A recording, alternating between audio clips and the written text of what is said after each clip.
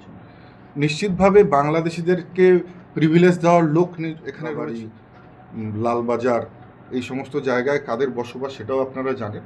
তো নিশ্চিতভাবে স্বাভাবিকভাবেই আমরা মনে করছি যে সনাতনী হিন্দুরা যদি জেগে ওঠে এবং শুধু হিন্দুদের 5% ভোট যদি বেড়ে যায়, তাহলে পরেই পশ্চিমবঙ্গে ভারতীয় জনতা পার্টির সরকারকে কেউ আটকাতে পারবে না।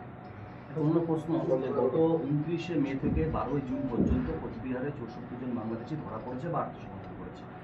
রাজ্যের আরও অনেকগুলো বাংলাদেশ বর্ডার আছে এবং উত্তর পূর্বে 3টে রাজ্যের সাথে বাংলাদেশ বর্ডার শেয়ার করে। অপারেশন সিঁদুর হওয়ার পরে এই যে পালিয়ে আসা এবং পালিয়ে আসাতে কোচবিহার মুখী কেন হচ্ছে এই বাংলাদেশিরা, কি কারণ রয়েছে এর পিছনে?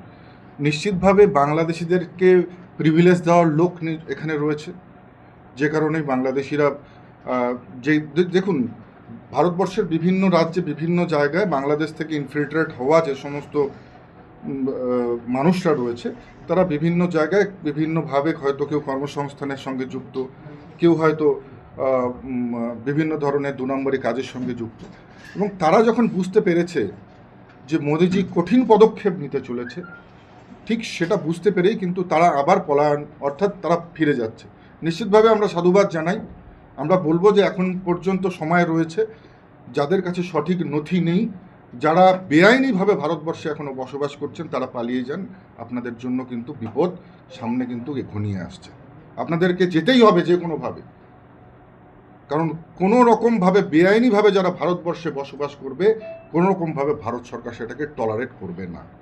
এবং যে কারণেই সেটা বুঝতে পেরে, আগাম বিপদ বুঝতে পেরে অনেকেই পালিয়ে যাচ্ছে, এবং সেই পালিয়ে যাওয়ার করিডোরগুলো যেটা তাদের সুবিধাজনক করিডোর, অর্থাৎ যেখানে তারা প্রিভিলেজ পায়, স্বাভাবিকভাবেই সরকার শাসক দলে যারা রয়েছে তারাই প্রিভিলেজ করায় এটাকে, তো স্বাভাবিকভাবেই যেখান দিয়ে প্রিভিলেজ পাচ্ছে সেখান দিয়ে কিন্তু তারা যাচ্ছে। নিশ্চিতভাবে খুব ভালো প্রশ্ন করেছেন, এটার তদন্ত আমরা করব। আমরা দেখব যে সেই সমস্ত যারা বাংলা এই করিডোর দিয়ে যেতে চাইছে, বাংলাদেশ বেরিয়ে যেতে চাইছে, তারা কোন কোন তৃণমূল নেতাদের সঙ্গে যোগাযোগ রেখেছেন, সেটাও আমরা নিশ্চিতভাবে আমরা কিন্তু তদন্তের মাধ্যমে তুলে ধরব।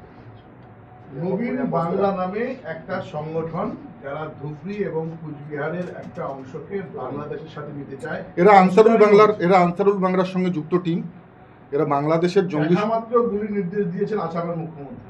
একেবারেই দেখুন, আমরা তো এখানে সরকারে নেই, তাই এই ধরনের কোনো কথা বলছি না। নিশ্চিতভাবে আমি আসামের মুখ্যমন্ত্রীকে সাধুবাদ জানাবো এই ধরনের সিদ্ধান্তের জন্য, কারণ যারা ভারতবর্ষে থেকে, ভারতের বেআইনিভাবে থেকে ভারতবর্ষের ক্ষতি করবার চেষ্টা করছে, কোনো রকমভাবে তাদেরকে টলারেট করা হবে না, প্রশ্রয় দেওয়া হবে না। গতকালও বেশ কিছু বাংলাদেশি নাগরিককে বাগডোগরা এয়ারপোর্টে নামিয়ে পুশব্যাক করা হয়েছে, তাহলে কি এখন সরকারের নীতি পুশব্যাক?